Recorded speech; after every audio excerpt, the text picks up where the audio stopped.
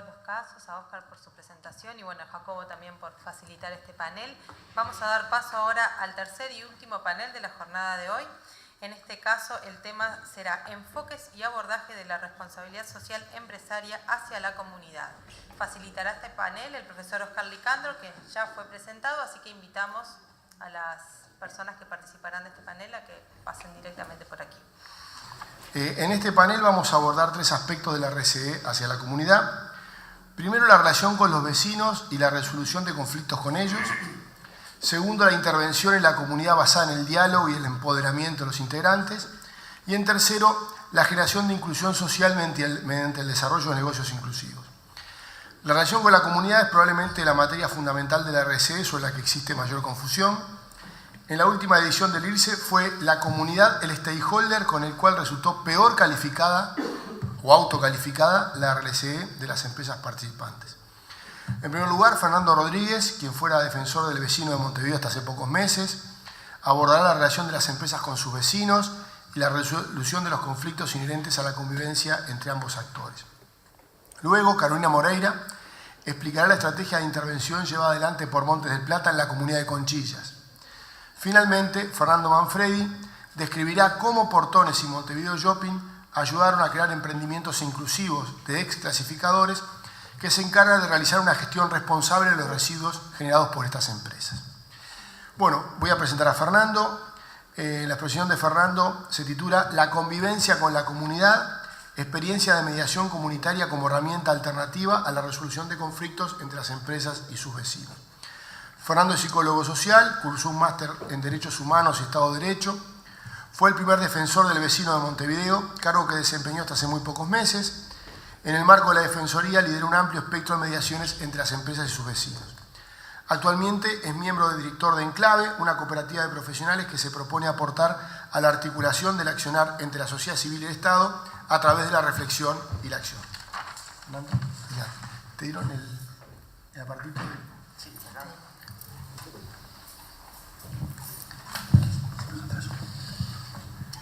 Bueno, muy buenos días para aquellos que no hemos tenido la oportunidad de saludarnos personalmente todavía. Y quiero en principio un minuto o menos para encuadrar esta presentación. En principio, desde mi formación y experiencia como mediador comunitario, una herramienta que Uruguay ha estado bastante tímido en desarrollar, en otros países de América Latina y en Europa ha tenido un gran desarrollo como herramienta alternativa a la resolución de conflictos, alternativa a lo policial, a lo judicial. Y la mediación, según la interpreto yo, la estudié y la he aplicado y he tenido oportunidad de aplicarla, viene desde el encuadre de la psicología social, fundamentalmente. Hay varias escuelas de mediación. La psicología social le da un encuadre fundamentalmente vinculado a los aprendizajes comunitarios para el tránsito por los conflictos. La mediación comunitaria, la que viene más de las escuelas más judiciales, intentan resolver el conflicto y no se ocupan del aprendizaje. No estoy descalificando esta segunda escuela, pero me afilio fuertemente a la escuela en donde la mediación, además de transitar y ayudar a transitar por los conflictos, procura generar aprendizajes comunitarios.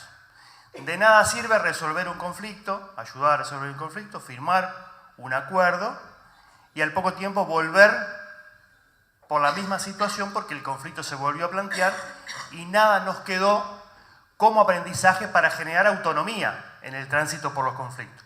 Por eso me afilio a esta opción, digamos, de la mediación, también como una herramienta fundamentalmente de generación de aprendizaje. Y el segundo elemento que quiero destacar, lo mencionaba Óscar, hicimos un esfuerzo en los 7 años y medio al frente de la Defensoría de reconceptualizar y generar una herramienta operativa para aplicar la técnica de la mediación comunitaria cuando se establecen conflictos entre las empresas y la comunidad. Y ahí los referentes son la mediación como tal, la psicología social como tal, y también la conceptualización de la responsabilidad social empresaria, en el entendido que la empresa es un vecino, muchas veces un vecino grande, el vecino más grande de la manzana, del barrio, y que la comunidad son, pues, un grupo de interés prioritario en esa relación de desarrollo de la responsabilidad social empresaria. Y está todo muy bien cuando se desarrolla la responsabilidad social empresaria, cuando la empresa tiene una actitud proactiva, pero ¿qué pasa cuando se establece el conflicto? ¿Qué pasa cuando hay un conflicto? Y puedo afirmar que aún en empresas que tienen un desarrollo importante de su responsabilidad social empresaria, que tienen la aplicación del IRSE y que les da muy bien, tienen conflicto con la comunidad. Tienen conflicto con la comunidad. Obviamente, una empresa que no desarrolla responsabilidad social empresaria, que no mide, que no aplica el IRSE, va a tener posiblemente muchos más conflictos. Pero, ¿qué pasa cuando se instala el conflicto? Decía Jacobo hoy, procurar no dañar. Procurar no dañar como un principio muy fuerte. Procurar no dañar al ser humano, al medio ambiente, a la persona. En definitiva, al ser humano como habitante principal de ese ambiente, digamos. Los conflictos se pueden establecer por al menos tres motivos. En principio, por la instalación de un emprendimiento nuevo en una zona urbanizada de distintas dimensiones, y los vecinos empiezan a ver que ese emprendimiento puede traer distorsiones en el ambiente. Los vecinos empiezan a preocuparse, empiezan a buscar información. Lo primero que hacen es ir a la obra y preguntarle al capataz. El capataz poco sabe del impacto ambiental que puede tener, pero lo toma como que la empresa le dijo tal y tal situación. Toma esa información poco confiable, digamos. Después van a la intendencia o al municipio a buscar esa posible habilitación, qué va a hacer la empresa, qué impactos va a tener, si tienen estudios de impacto ambiental, estudios de impacto de tránsito, si hay un estudio de impacto acumulado con otros impactos de otras empresas, y empiezan a juntarse con alguna información. Toda información poco confiable, además interpretada por vecinos que muchas veces no tienen tampoco la posibilidad, muchas veces no tienen la posibilidad, digamos, de asesorarse sobre información que viene absolutamente técnica, cómo descifrar en términos comunitarios, en términos sencillos, esa información que viene. Pero bueno, los vecinos se movilizan, digamos, preventivamente. El segundo elemento de conflicto es cuando efectivamente se instaló la empresa y está provocando un daño que no está siendo contemplada en el funcionamiento productivo y en las mitigaciones exigibles. Entonces los vecinos se movilizan porque están efectivamente teniendo un daño. Y el tercer contexto es cuando la empresa provocó daño, lo resolvió, pero el conflicto quedó instalado. Los vecinos no le creen a la empresa, los vecinos no le creen a los órganos de contralor y el conflicto sigue instalado. El mensaje de los vecinos, ¿cuál es? Que la empresa se vaya. Esa es la síntesis de movilización de los vecinos. Pero mira que ya está habilitada, mejoró, bajó el ruido, bajó el impacto de tránsito, que se vaya. Conflicto tarde, conflicto arraigado, conflicto que desgasta tanto a los vecinos como a la empresa. Estos serían como los tres contextos, digamos, de posibles conflictos que hemos visto en Montevideo. ¿Cómo transitar conflictos entre la empresa y la comunidad? Esta es la gran pregunta, digamos, ¿no? Yo no tenía el dato de que el IRSE está dando mal en términos de relación con la comunidad, cuando de alguna manera, no sé si la relación con la comunidad lo mide en general o la mide cómo gestiona los conflictos la empresa. Esto sería tal vez una pregunta interesante para incorporar en el índice si aún no está. La convivencia con la comunidad. Las experiencias de mediación comunitaria como herramienta alternativa, creo que esto se apagó, ¿o no? ¿Hola? Bien. Entre las empresas y sus vecinos. La empresa, un vecino importante, la comunidad, un grupo de interés fundamental. ¿Qué aspectos de la mediación comunitaria, de los que trabajan en las escuelas de mediación en general, son aplicables a este tipo de mediación? Que yo diría hemos hecho el esfuerzo de reconceptualizarla desde la práctica concreta. Hay mucho para pensar sobre esto. No estoy trayendo una metodología acabada, una metodología terminada, pero sí un esfuerzo de reconceptualización, una revisión de una práctica y con algunos resultados alentadores al menos. La voluntariedad de las partes. Es importante que tanto la comunidad como la empresa estén dispuestos a sentarse en una mesa, a analizar el conflicto y a generar algunos lineamientos para resolverlo, para transitarlo. El protagonismo horizontal de las partes, esto es bien importante, y esto es una tarea del mediador, de poner a las partes en el mismo plano. A veces a una empresa grande le resulta casi que difícil no plantarse con mucha fuerza, no plantarse frente a los vecinos como con poder. Bueno, ese poder para la mediación en realidad no sirve, al contrario, hay que desandar ese poder y plantearse en un plano de horizontalidad con las partes. La presencia de un tercero imparcial al conflicto que aporta el método, el mediador, solo aporta un método, vigila que ese método se cumpla y trabaja fundamentalmente para no romper la horizontalidad, para que tengan voz todas las partes, se entiendan, se escuchen, se interpreten adecuadamente y haya una horizontalidad en esa relación. Ese es el rol del mediador. No es un juez, no es un conciliador, es un mediador que tiene que poner el énfasis en el protagonismo de las partes. La solución está en el acuerdo de las partes, si no es absolutamente insostenible. Los aprendizajes que generan nuevas historias. Esto es bien importante y al final voy a mostrar algunas expresiones algunas expresiones que surgen de experiencias. Es importante que surja aprendizaje, que quede acumulado un aprendizaje. Que la próxima vez que esos vecinos con esa empresa tengan otra dificultad, no tengan que recurrir a un mediador, que lo puedan hacer con autonomía porque se generó de alguna manera una experiencia que les permite transitar por ese conflicto sin la necesidad de un tercero. Es muy importante entonces el tema de la acumulación de aprendizaje. Es una herramienta de protección de derechos humanos de los vecinos y patrimoniales de la empresa. ¿Cuánto se dañan unos y otros derechos cuando los conflictos se radicalizan, cuando los conflictos se congelan, cuando duran mucho en el tiempo? Hay un daño en los derechos humanos, al descanso, al uso del espacio público, a la contaminación, al ambiente sin contaminación, y por supuesto que hay daño patrimonial, derechos patrimoniales de la empresa. Empresas que no pueden instalar sus máquinas, empresas que no pueden crecer, empresas que no pueden producir. Hay un daño muy fuerte desde el punto de vista de los derechos patrimoniales de la empresa. No hay que confundirlo. Los derechos humanos son de las personas, derechos patrimoniales de las empresas. La experiencia es alentadora de lo poco que en Uruguay, que Montevideo se ha experimentado sobre estas situaciones, es alentadora. ¿Por qué? La experiencia nos permite afirmar que la mediación es una herramienta de protección de derechos humanos y patrimoniales que ayuda a evitar los daños que se ocasionan en los mismos cuando los conflictos que naturalmente se dan entre las empresas y la comunidad no se resuelven oportunamente en su etapa de latencia. Ahora vamos a ver algunos riesgos de alguna manera, pero el hecho de no contar con una herramienta mediadora en el momento oportuno muchas veces invalida que esa herramienta sea eficiente. Entonces sí, la herramienta alternativa para la resolución de conflicto deja de tener lugar y hay que ir por la vía judicial o las partes se enfrentan en otros ámbitos, en otros tribunales que no es el espacio de la mediación. Una cosa importante en esto es que los procesos de mediación colaboran con el cumplimiento de algunos de los principios del Pacto Global. ¿Cuáles considero yo que cumplen o que están orientados por el Pacto Global?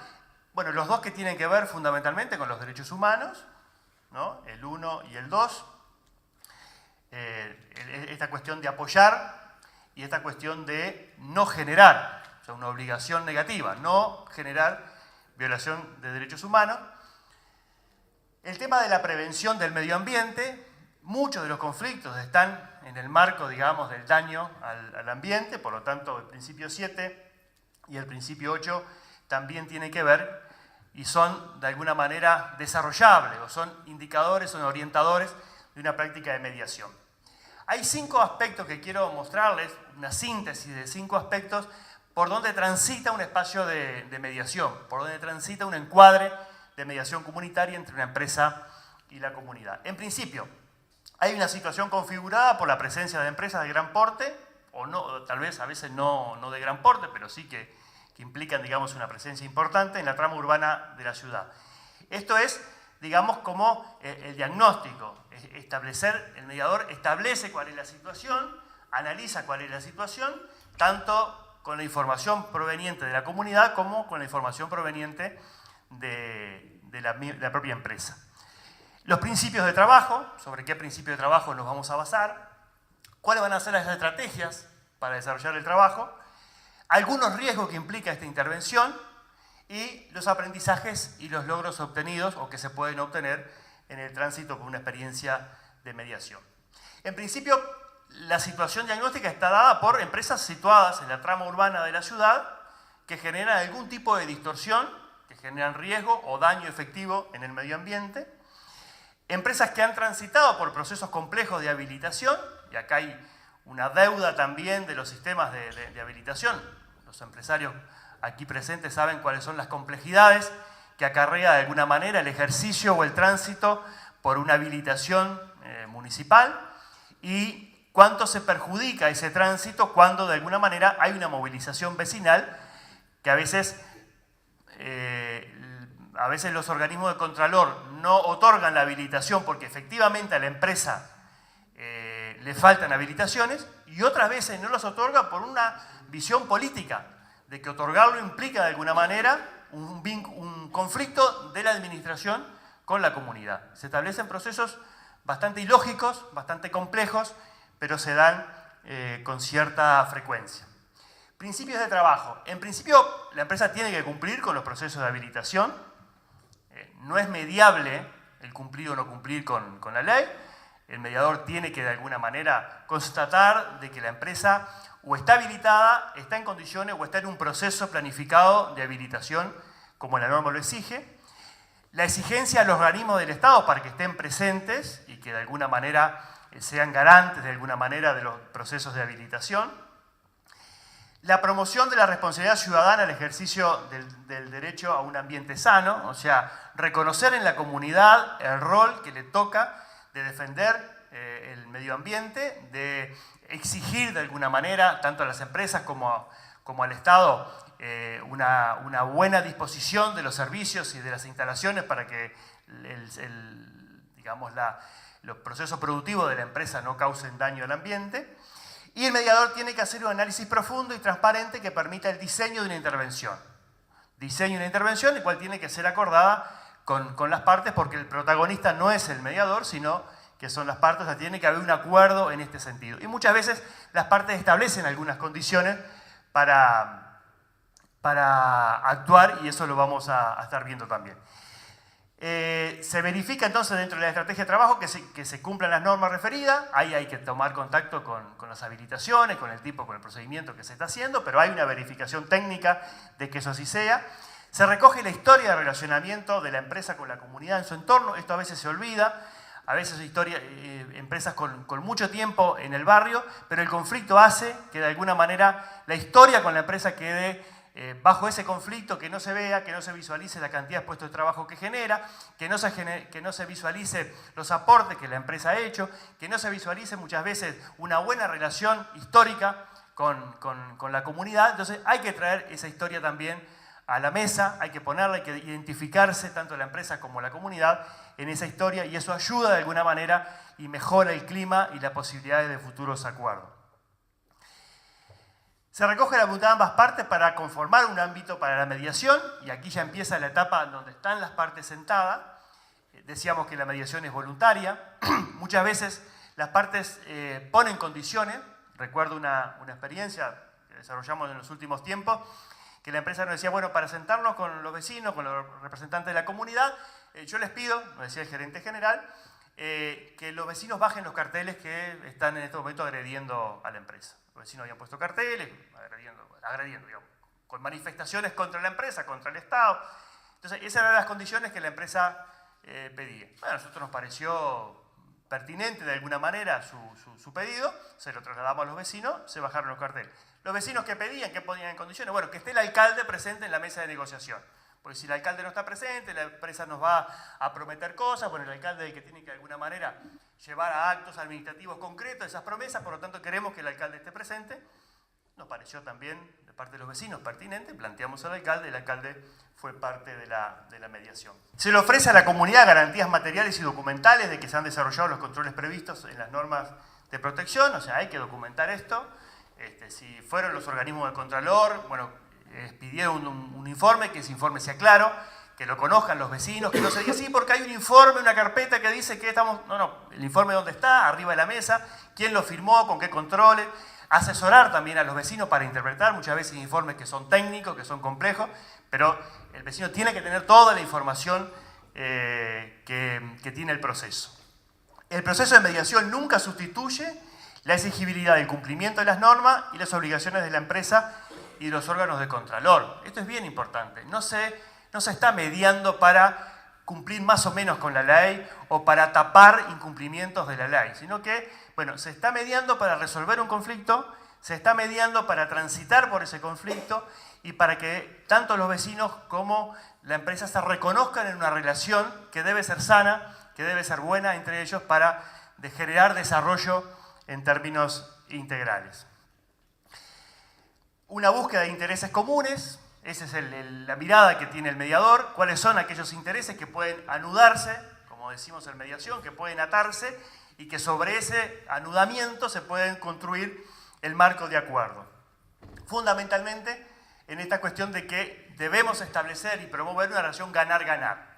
No es que la empresa va a perder si hace algunas modificaciones, no es que los vecinos van a perder si la empresa dice tal o cual cosa, no puedo hacerlo en este momento, lo puedo hacer dentro de un tiempo. O sea, la relación tiene que ser una relación ganar-ganar, que esto rompe muchas veces con los esquemas de negociación que tenemos en nuestra matriz de aprendizaje, que si uno gana, el otro pierde.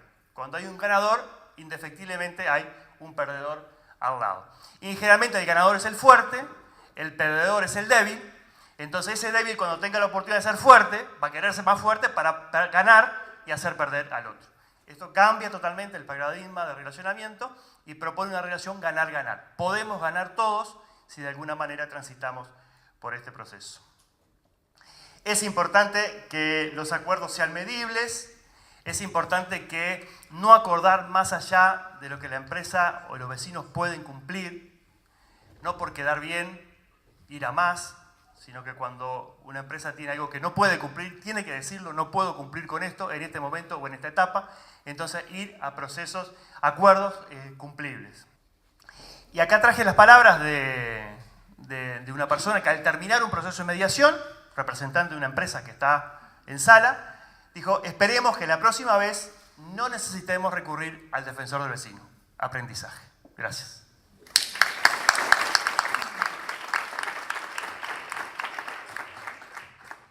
La conferencia de Carolina Moreira se titula De abajo hacia arriba, un abordaje de la RCE hacia la comunidad basada en el diálogo y el empoderamiento de la gente, el caso de Montes del Plata. Carolina es gerente de sustentabilidad y asuntos corporativos de Montes del Plata. Anteriormente fue gerente de asuntos públicos y comunicaciones de Montevideo Refrescos y se desempeñó como consultora independiente en comunicación institucional y sustentabilidad. Fue profesora de marketing social en la Universidad Católica. No me lo puse, yo se lo agregué. Gracias. Carolina es licenciada en Comunicación Social por la Universidad Católica con énfasis en comunicación organizacional. ¿Vas allá?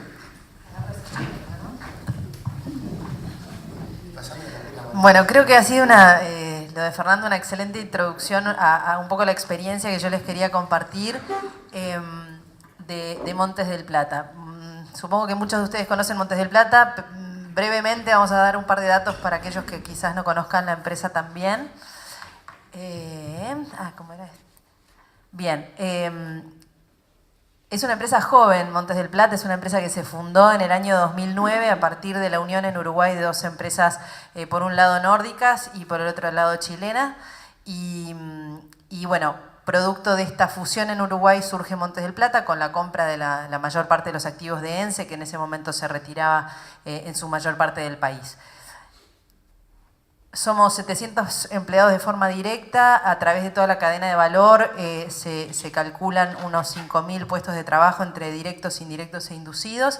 Y estamos culminando la etapa de construcción de nuestra planta de celulosa, que tuvo en su punto más alto a 6.500 personas trabajando ahí en Punta Pereira, próximo a Conchillas, en el departamento de Colonia, que es donde está ubicada nuestra planta. Un poco para que vean dónde estamos ubicados en el país. Estamos en 11 departamentos del país, unas 134.000 hectáreas forestadas, 87.500 dedicados a bosque nativo, conservación y otros usos. Y bueno, y nuestra planta de celulosa, que no solamente es una planta de celulosa, sino también una unidad generadora de energía eléctrica para el autoabastecimiento de planta y también para la provisión a la red nacional, y una terminal portuaria para la recepción de insumos y salida de producto terminado a destino final.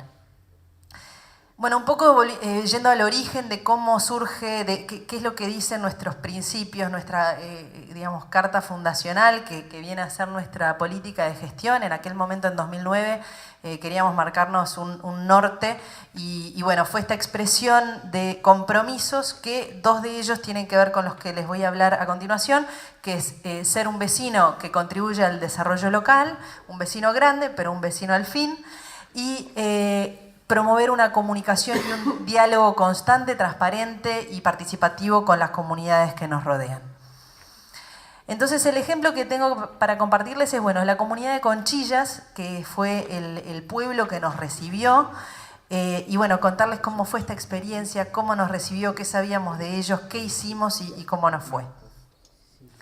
Lo primero que hicimos fue definir nuestra área de influencia. Fue el primer paso para decir, bueno, ¿dónde nos estamos metiendo? Y esto empezó mucho antes de realmente definir si se iba adelante con la construcción de la planta. Antes de esa definición de inversión por parte del directorio, ya se estaba trabajando en entender cuál era la comunidad, en conocer sus características, en conocer a las personas que están ahí, a las instituciones, y poder empezar con eso a planificar. Entonces se definió una microzona, que es, bueno, lo que se llama Conchillas. Esto no tiene puntero, ¿no? ¿O sí? Sí, en el medio, bien.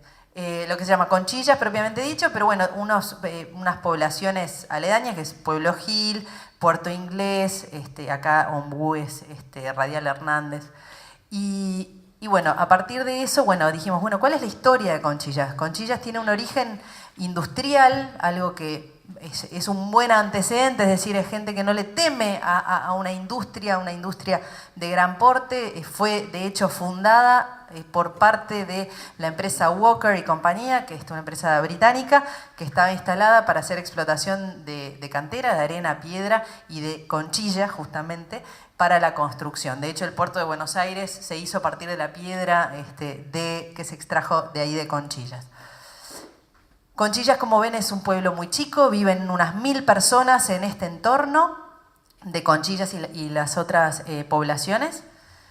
Muy tranquilo, una población más bien envejecida. Este era el viejo almacén Evans, que tenía su moneda propia, clásico estilo industrial del 1900, del principio de 1900, donde, bueno, era una comunidad casi cerrada. Se obtenían los ingresos y se gastaban en la misma comunidad. Y en ese momento Conchillas además tenía una muy desarrollada calidad de vida. Fue el primer pueblo con luz eléctrica, con saneamiento.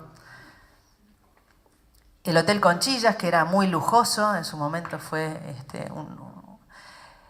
y bueno, y una historia bien interesante. En esta etapa, bueno, está Luis Pereira acá, que desde Price en Chile nos han ayudado muchísimo a poder organizar nuestro trabajo y poder sacarle una foto a Conchillas y a toda esta zona de influencia y entender cómo era esa situación, para poder, por un lado, poder planificar, y por el otro, poder ver cuál iba a ser el impacto de nuestras acciones y nuestras intervenciones en el ámbito social.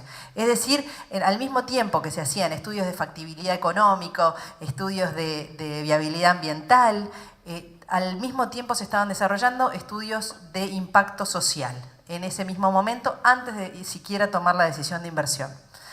Entonces, básicamente dijimos, bueno, además de entender en dónde nos íbamos a insertar, es qué impactos se preveían ya desde antes, y ahí vuelvo a lo que decía Fernando, de poder anticipar conflictos. ¿Qué cosas prevemos que van a ser sí o sí impactos de primero la instalación y luego la operación. En estas dos etapas, ¿qué es lo que vamos a generar? Bueno, algunos impactos positivos, como puede ser la generación de empleo, por eso no sé si ven la carita feliz, acá hay caritas felices y caritas tristes, pero básicamente, bueno, un aumento en los salarios, otros efectos más negativos, como puede ser el aumento de población desocupada luego de la obra, el incremento de tránsito vehicular, que resultó de ser, de hecho, de uno de los impactos más fuertes, el desarrollo comercial, impacto positivo, expropiaciones necesarias para construir la ruta, impacto negativo. Y además, lo que se hizo fue un ejercicio de decir, bueno, qué magnitud va a tener, qué sentido, si positivo o negativo, y en dos etapas, en la construcción y en la operación. A partir de esto fue que se desarrolló nuestro plan de relacionamiento comunitario, es decir, por cada impacto, un programa, por ejemplo, un programa de desarrollo de mano de obra local que lo que pretendía era potenciar un impacto ya de por sí positivo. Está bien, generamos mano de obra, pero que además sea lo mayor, en su mayor proporción posible, de Conchillas, de Colonia, de Uruguay. Lo mismo con proveedores. Bueno, ¿cómo hacemos para que se puedan integrar lo más posible proveedores de Colonia, de Uruguay versus proveedores de otras partes? Y los que, bueno, podemos hablar horas de todos ellos, pero hoy básicamente me pidió Óscar que nos concentráramos en lo que es difusión y consulta a las comunidades y el programa de desarrollo local.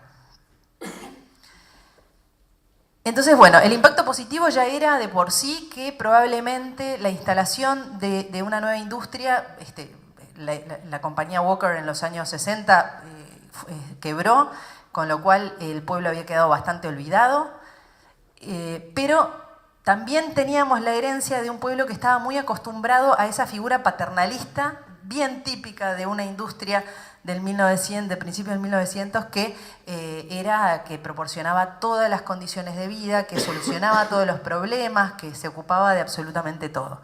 Entonces, de alguna manera nosotros teníamos el desafío de quebrar con esa lógica y de ir a un rol distinto, a un rol de participar, de dialogar y de tratar de darles herramientas para que el desarrollo social que ellos soñaban, aquellas cosas que ellos vislumbraban, surgiera de ellos mismos y nosotros contribuir en ese proceso, ayudar, promover, pero no liderar.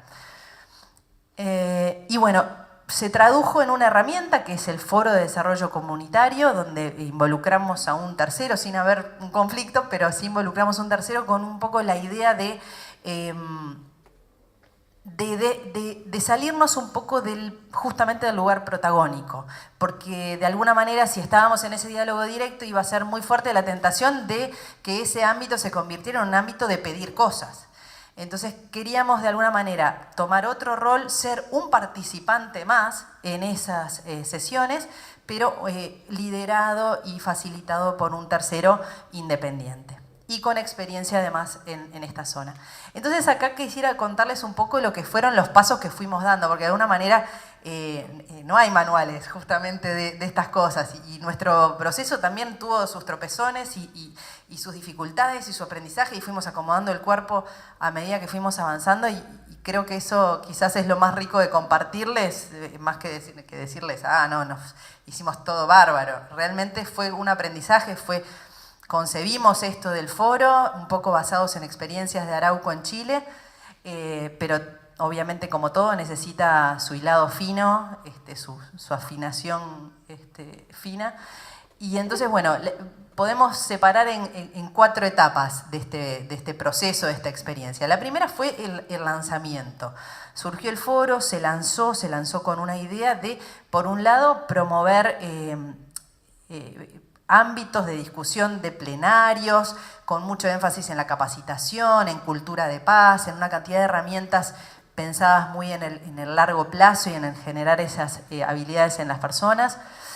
Ahí fue una catarsis donde, bueno, toda la gente que participó expresó sus frustraciones históricas de proyectos que habían quedado por el camino, que se habían planteado y aquí y allá y nunca salieron, y que realmente una comunidad que tenía muy claro lo que quería, pero que no había tenido realmente no había encontrado la forma de llevarlos a cabo, o por lo menos con algún éxito, pero bastante bajo. se definieron claramente y muy rápidamente los temas de interés comunitario, se dividieron las diferentes participantes en comisiones y se empezó a trabajar. Pero también empezó cierto escepticismo en este proceso. Bueno, iban ahí, se reunían en las comisiones, hablaban de los temas, planificaban, escribían, pero en algún momento también empezaron a decir, pero ¿esta gente no nos estará reuniendo acá como hacernos perder el tiempo? ¿Que hay plata para hacer estas cosas? ¿De dónde va a venir? Entonces, esas cosas... Bueno, otras cosas que empezaron a surgir fueron algunos sentimientos de que estábamos compitiendo con algunas organizaciones de la sociedad civil ya preexistentes. Entonces, bueno, ¿cómo transmitir de que esto lo que pretendía es ser un espacio al revés, inclusivo, que todas las organizaciones se pudieran sumar y discutir? Bueno, había por parte de algunos cierto sentimiento de que ahora para qué estamos nosotros. Entonces, tuvimos que ir un poco manejando estos temas y por eso pasamos a la segunda etapa, que fue, bueno, en esta etapa donde es importante ganarnos la credibilidad de la gente para que realmente validar esta herramienta, pongamos el foco en los proyectos y que se empiece a visualizar que esto no es una pérdida de tiempo, que esto es una construcción conjunta y que sí lleva su tiempo, que las cosas no son tan rápidas como ir a pedir y que aparezcan las cosas mágicamente, pero que sí hay resultados y que nosotros estamos comprometidos con esos resultados también. Entonces lanzamos los fondos Montes del Plata, los creamos, los difundimos, generamos los que eran los criterios para seleccionar, que fueran bien transparentes, y se empezaron a presentar los primeros proyectos, empezamos a hacer las evaluaciones de esos proyectos y la adjudicación de fondos para que se empezaran a implementar. Entonces, bueno, eso... Bueno, y otra cosa que dijimos es, bueno, ¿qué pasa con aquellos proyectos que de repente Montes del Plata quiere hacer porque realmente ve que es algo que puede contribuir a Conchillas, por ejemplo, señalética histórica de la zona que podía ser lindo de hacer? Bueno, lo que hicimos es establecer que el foro sería un ámbito de validación de ideas proactivas de la empresa. Es decir, bueno, tenemos esta idea de hacer un mapa histórico de Conchillas donde encuentres toda la información, ¿les parece lindo? Lo hacemos y bueno, volvíamos con un boceto, si les gusta, y lo hacíamos. Entonces, bueno, empezó a funcionar, empezaron a presentarse proyectos, se empezaron a implementar. Y bueno, y la implementación de proyectos fue realmente otra de las etapas con muchos desafíos, porque bueno, era... bueno, manejo de fondos, rendición de cuentas que nosotros estábamos exigiendo como parte de la contrapartida para hacer los desembolsos. Es la gestión de un proyecto, ¿no? Pero entonces fue bastante difícil, pero siempre con un acompañamiento a través de los facilitadores del CLAE y a veces nosotros mismos también. Bueno, paréntesis para comentarles que nosotros tenemos... un equipo en terreno, Andrea Storache está ahí en el público, el resto están todos muy ocupados en estos tiempos, como se imaginarán, pero bueno, es un equipo de 4 personas trabajando en Colonia del Sacramento y en Conchillas y con las comunidades, o sea que es un relacionamiento muy cercano. Y bueno, un premio turístico que ganó uno de los proyectos que estaba en este marco, ganó un premio turístico de pueblo turístico del Ministerio de Turismo y fue realmente un impulso muy grande también para Conchillas de que, bueno, esto tiene sus frutos. Y hoy estamos de alguna manera terminando con la etapa de construcción, ingresando en la etapa de operación y entonces de alguna manera viendo cuáles de estos programas que nosotros teníamos definidos son válidos en el largo plazo y cuáles tenían sentido únicamente por aquellos impactos específicos de la construcción de la planta. Entonces, bueno, estamos focalizándonos en temas de empleo, en temas de proveedores, empresas de desarrollo del espíritu emprendedor, que en esta zona claramente no estaba demasiado desarrollado por el propio origen y la configuración de este pueblo, pero que bueno, estamos trabajando en lograr eso. Y en la parte de diálogo y de desarrollo social, lo que estamos es trabajando en, bueno, cómo hacer una paulatina retirada, pero que vayan quedando cosas que sirvan a futuro enfocados en la autogestión. Entonces estamos en la formación de líderes comunitarios, en ayudar a que se encuentren algunas fuentes de financiamiento fuera de Montes del Plata. Estamos buscándole una dimensión económica a los proyectos, privilegiando a aquellos que tengan una dimensión económica que haga que sean autosustentables en el largo plazo. La formación de capacidades locales, el coaching al equipo social de Montes del Plata por parte del CLAE, es decir, que siempre es bueno tener como una mirada distinta, mira, estamos con estos problemas, ¿qué podemos hacer? Y el seguimiento de los proyectos que están en curso y seguirnos posicionando como Montes del Plata un vecino más, un vecino importante, pero un vecino más. Para contarles algunos de los proyectos que se han presentado entre 2012 y 2013 en realidad, y siguen ahora algunos más, pero estos son algunos de ellos. En las mejoras de una curva peligrosa, campañas de seguridad vial con los niños, un proyecto de plaza de deportes, de fútbol infantil, una integración social de un MEVIR, infraestructura para tener un lugar de encuentro, y el proyecto de turismo, que es de donde salió, entre otras cosas, el premio turístico. Pero bueno, esta no es la única herramienta de comunicación. Me pidió Oscar que les compartiera algunas de los otros canales que tenemos de ida y vuelta con la gente, no solamente de Conchillas en algunos casos. Bueno, nuestra página web, que tiene muchísima información, es de lo más sofisticado, pero también vamos a lo más básico, que es un triciclo con parlantes que nos ha dado muy buen resultado para comunicar en Conchillas, reuniones, cuestiones que van a pasar. Bueno, cuando teníamos activa la cantera para avisar que tal día iba a haber una explosión en la cantera, ese tipo de cosas. La cartelera al lado de nuestra oficina, esta es nuestra oficina de Conchillas. En Colonia, lo que hicimos en todos los canales de Colonia, tanto abiertos como de cable, tuvimos como se podría llamar, un boletín audiovisual, que semanalmente, un micro de 5 minutos, contaba los avances de la obra y diferentes aspectos de lo que es Montes del Plata. Están todos colgados en nuestra web por si les interesa. Obviamente las reuniones comunitarias que se daban en ámbitos más estructurados, como puede ser el foro o como puede ser la Comisión de Seguimiento Ambiental de Dinama, pero también encuentros en la calle, che, Carolina, che, Andrea, te cuento, pasa tal cosa, contame cómo podemos hacer, y el celular. Digo, hay un vínculo que es, Carolina, ¿te enteraste que pasó tal cosa? Bueno, Andrea, vení que tenemos un tema para hablar contigo. Entonces ese diálogo como muy directo y muy cara a cara era lo que queríamos proponer, especialmente siendo una empresa tan grande.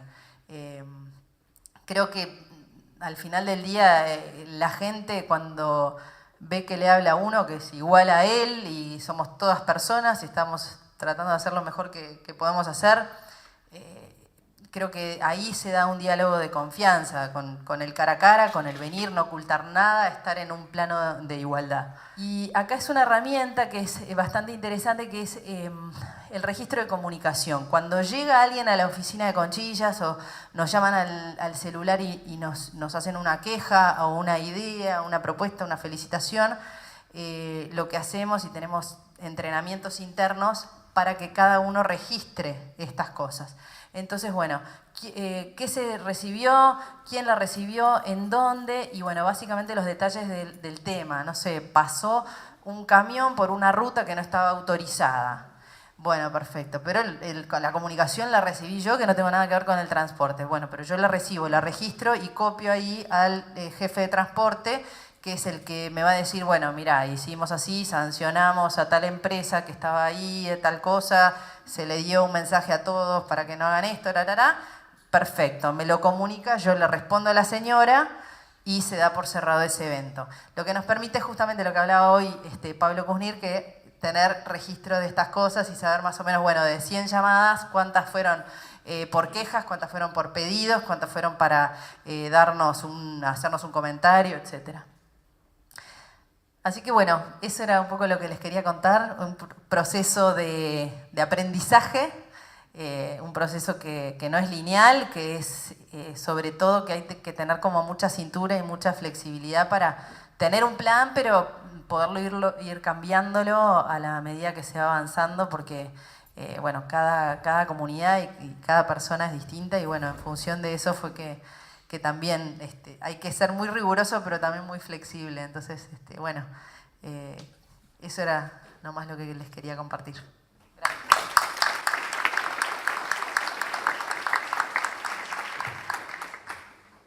Bueno, ya en la última...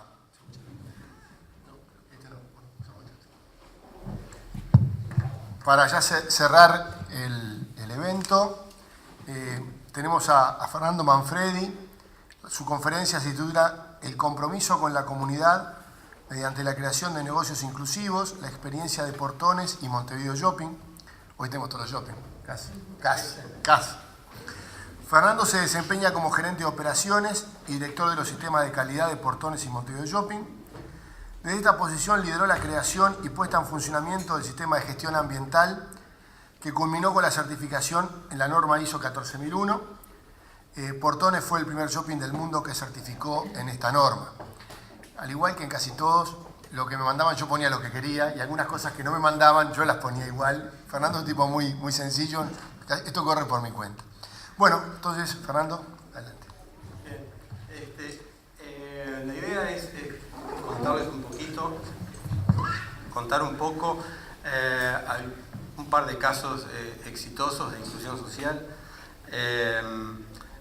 y para esto voy a necesitar hacer un poco de historia, porque en el año 94, cuando inaugura Portones, no se hablaba de responsabilidad social, ni siquiera de apenas algunos temas ambientales y por supuesto que no vinculados con un centro comercial. Entonces, en aquellos años se generan grandes volúmenes de cartón y nylon y qué sé yo, de todos los locales que se estaban instalando en el shopping, y ahí empieza, es un problema, ¿qué hacemos con esto? Al principio lo que hacía se tiraba a la usina, se contrataban contenedores, y bueno, vimos que podía ser más útil, y desde el punto de vista ambiental podía tener algún mejor desempeño. Entonces, esos cartones empezaron a funcionar, a acomodarlos, qué sé yo, aparecieron algunos interesados, se vendía ese producto. Eso fue mejorando en el tiempo, y un día dijimos, vamos a que la empresa encargada de la limpieza de shopping los acomode y veamos qué hacemos con el resto de los elementos que se generaban como desperdicios. En un centro comercial son bastantes, muy similares al de una casa habitación, pero de grandes volúmenes. Entonces, eso fue llevando un proceso, nos empezó a gustar, ahí se empezó a hablar mucho más de lo que era el medio ambiente, del cuidado, de qué cosas podíamos hacer. Nos contactamos ahí con una consultora, que le gustó estos procesos, como se iban, y dice, ¿por qué no lo enmarcamos dentro de la norma ISO 14000? ISO 14000 en el año, cuando empezamos esto, 97, en Uruguay no había ninguna empresa certificada en esto, o sea que se conocía a nivel muy técnico. Nos gustó la idea, y bueno, y todos estos procesos los fuimos juntando, y lo que se forma un sistema, ¿verdad?, de gestión ambiental. Estoy tratando de hacer una síntesis rápida porque ya a esta hora no. Entonces, eso lleva un tiempo que duró 1 año y medio, 2 años, y ahí recibimos la primera auditoría de la Comunidad Europea. En Uruguay no habían organismos certificadores para ISO 14000. Bueno, y en el año 99 fuimos certificados, creo que éramos la 3ª o 4ª organización en Uruguay que recibíamos esa certificación. Bueno, pues después vinieron premios y cosas y algunos reconocimientos. El primer shopping en el mundo, hay muchos miles de centros comerciales en el mundo, y que tuviera esta característica fue el primero. Eso, bueno, funcionó muy bien, pero después empezamos a ver, ya entrando en el nuevo siglo, que podían haber otras oportunidades. Queríamos ver la posibilidad de profesionalizar eso que estaban haciendo una empresa de limpieza y qué sé yo. ¿Quiénes son los que conocen esto? Los profesionales son las personas que en ese Uruguay de esos años, saliendo de una crisis gravísima, que gente que estaba en los contenedores y no sé cuánto. Y sabían hacerlo muy bien, porque sabían qué era lo que tenía valor, lo que no tenía, qué cosas se clasificaban y todo lo demás.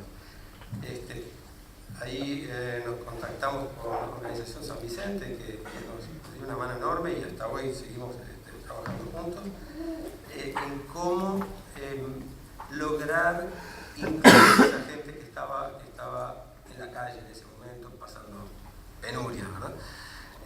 Logramos armar un equipo de cuatro personas que se conforman en una sociedad civil, y esa gente desde el año, eso lo empezamos a discutir y a llevarlo adelante, pero en realidad en el año 2006 es cuando realmente esta gente empieza a trabajar y a gestionar los residuos. Entonces pasan de estar en la calle a tener una sociedad que ellos manejaban su empresa.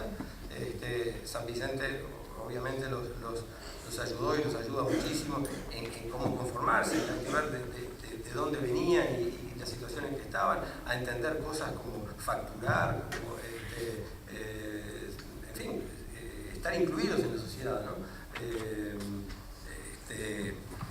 Entender que tenían que ajustarse a nuestra ISO 14000, saber de qué manera gestionar esos residuos, cuáles eran los residuos peligrosos, que también había que hacerlo, no era solamente lo que podían venderlo en el mercado, sino residuos peligrosos, latas de pintura, solventes, en fin, cosas de este tipo, hasta vidrios, latas y todas estas cosas.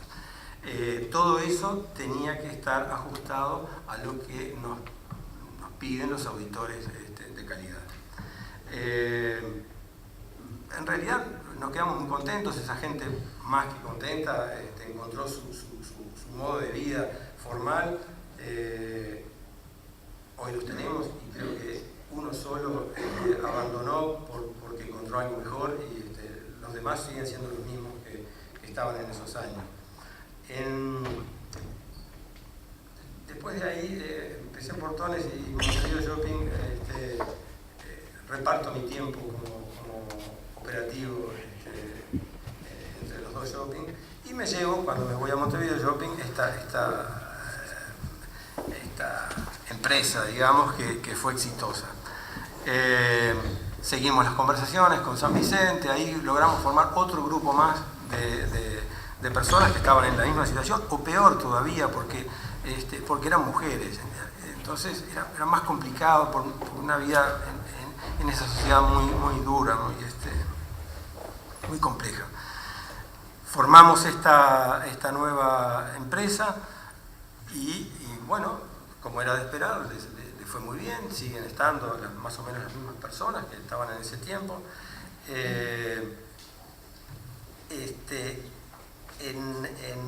En ese tiempo, digo, pero ¿qué más le podemos agregar a esto? Porque ya no le veía oportunidades de incluir a más personas, eso es acotado. Entonces, ¿qué podemos hacer? Difundir las buenas prácticas, entusiasmar a algunos empresarios que pudieran decir, qué interesante esto. Desde el punto de vista económico, los números que podemos mostrar siempre son muy rentables. Es mucho mejor que tener una empresa contratada y pagarle por lo que está haciendo. De manera que el caso nos cerraba por todos lados. Pero bueno, no había oportunidad de crecer. Tuvimos alguna experiencia que no fue la mejor. Contratamos a un ingeniero químico para ver la posibilidad de que los residuos orgánicos de los shopping, que tenían un volumen importante, pudieran ser ración para perros, gatos, suinos, lo que sea. Y si bien todo nos andaba bien, nos cerraba, el volumen no nos alcanzaba. Incluso tratando de juntar todos los shopping que trabajamos juntos y en equipo, no nos daban los números y bueno, eso un poco quedó por el camino. Algún día buscaremos la manera de llevarlo adelante porque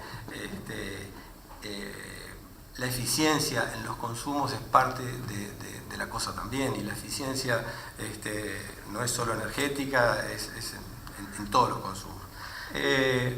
Como eso no funcionó, Montevideo Shopping está en una zona de continuo crecimiento, mucho más que Portones. El World Trade Center, he hablado, ha ido creciendo, tiene un volumen enorme de ocupantes, la zona franca, en fin, todo esto. Logramos entusiasmar a esta gente para que pudiera contratar servicios similares. Y ahí, de la mano también de nuestros amigos de San Vicente, logramos que estas organizaciones también reciclen sus volúmenes de, sobre todo papel, que son gran cantidad y tiene mucho valor y qué sé yo. Así que esa sociedad que estaba instalada en Montevideo Shopping crece y hace pocos días atrás logra conformarse como una cooperativa ya formal y demás. Entonces, lo que rápidamente les quería contar, y después, al que le interese, puedo entrar en detalles, lo que quería contarles es las bondades que tiene para las personas que sacamos de la vida informal y a otra cosa, a lo que es la realidad, a lo bueno que tiene esto. Cuando hablamos de responsabilidad social, entré en una puntita en lo que es un negocio inclusivo. Por supuesto que la responsabilidad social son muchísimas cosas más, y entré por el lado... Hoy una empresa dice, a ver, quiero trabajar en responsabilidad social, y bueno, tenemos muchos elementos para mirar. En aquel momento nos dimos cuenta que en lo que estábamos trabajando era eso justamente, y fue un poco al revés. Pero en resumen, es un negocio rentable para la empresa, es muy bueno y obviamente una oportunidad de un trabajo formal para muchos, que hoy y en algunas edades es imposible.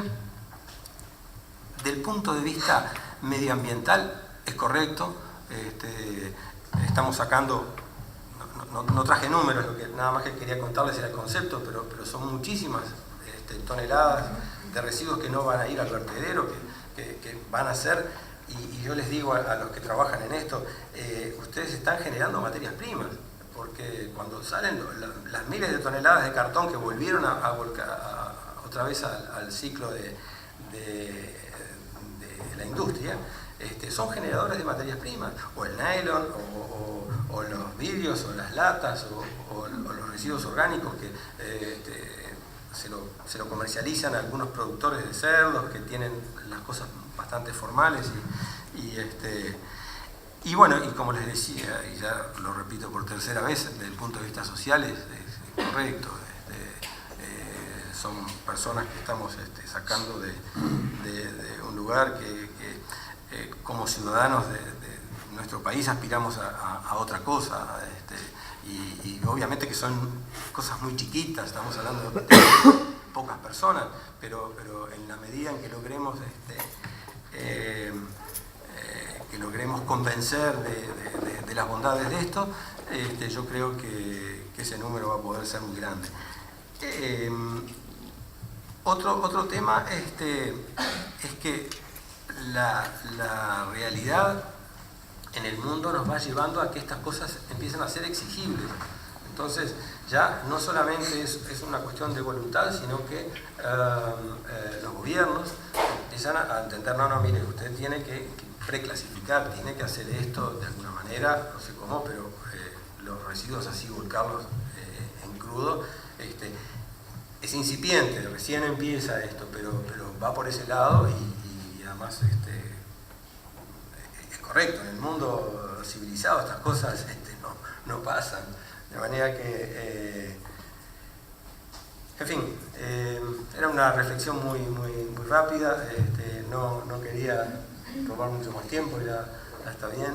Y bueno, cualquier cosa que los pueda ayudar a alguien que esté embarcado en esto, les puedo asegurar que va a ser exitoso. Gracias.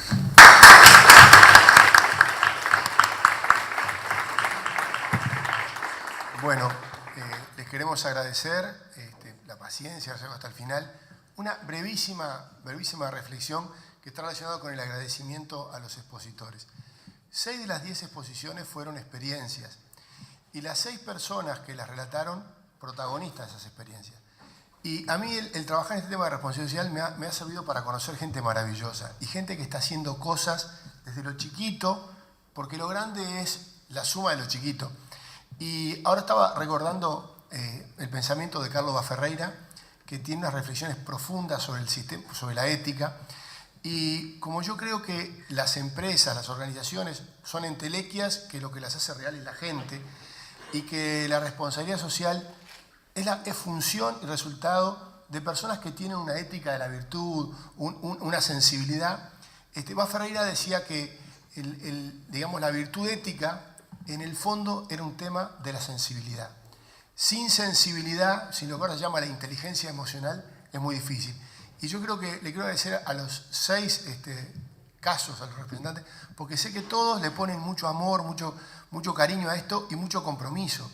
Y yo creo que vamos a poder hacer un mundo mejor siguiendo un poco este camino. Así que bueno, gracias a todos y espero verlos el año que viene.